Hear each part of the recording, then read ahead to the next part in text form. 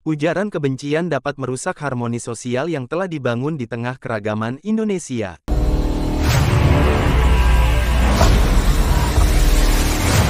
Tahun 2024 menjadi tahun politik yang berlangsung secara serentak di berbagai provinsi, kabupaten, dan kota. Di tengah gegap gempita kontestasi politik ini, media sosial memainkan peran yang sangat besar sebagai arena kampanye dan interaksi politik. Media sosial telah menjadi ruang publik virtual yang masif.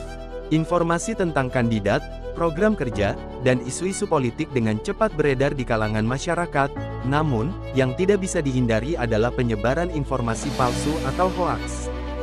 Beberapa hoaks dalam pilkada kerap kali berbentuk berita yang sengaja dipelintir atau disajikan tanpa konteks yang jelas, membuat masyarakat kebingungan dan mudah terprovokasi.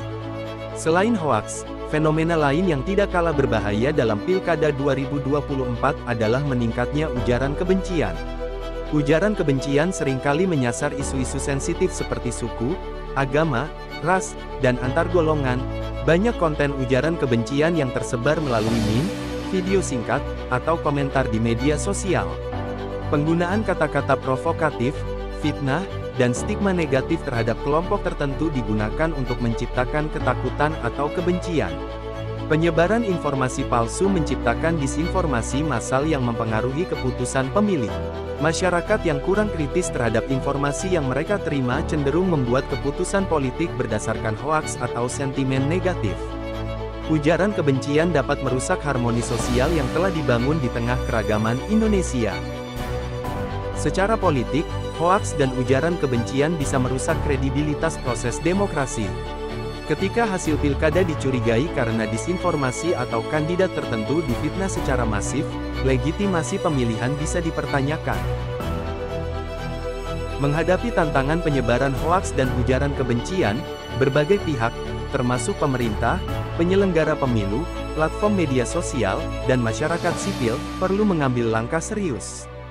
Pemerintah dan penyelenggara pemilihan perlu memperketat regulasi terkait penyebaran informasi palsu dan ujaran kebencian di media sosial. Penegakan hukum yang tegas terhadap pelaku penyebaran hoaks dan ujaran kebencian dapat memberikan efek jera. Cara terbaik untuk melawan hoaks adalah meningkatkan literasi digital masyarakat. Edukasi cara memverifikasi informasi, mengenali tanda-tanda hoaks, menghindari penyebaran ujaran kebencian harus menjadi bagian dari kampanye nasional. Pemerintah bisa bekerja sama dengan platform tersebut untuk membuat mekanisme pelaporan yang lebih efektif serta memastikan bahwa algoritma yang mereka gunakan tidak memperkuat penyebaran disinformasi. Para kandidat dan tim kampanye perlu berkomitmen menjalankan kampanye yang damai, bersih, dan berbasis pada program. Mengedepankan dialog yang konstruktif dan etis dalam persaingan politik dapat menekan potensi munculnya hoaks dan ujaran kebencian. Tantangan ini harus diatasi dengan langkah-langkah kolektif yang melibatkan seluruh elemen bangsa, agar demokrasi Indonesia dapat terus tumbuh sehat, adil, dan inklusif. Sebab, kemenangan sejati dalam pemilihan bukanlah hanya terpilihnya kandidat tertentu, tetapi terwujudnya pemilu yang damai, jujur, dan menjunjung tinggi nilai-nilai kebersamaan.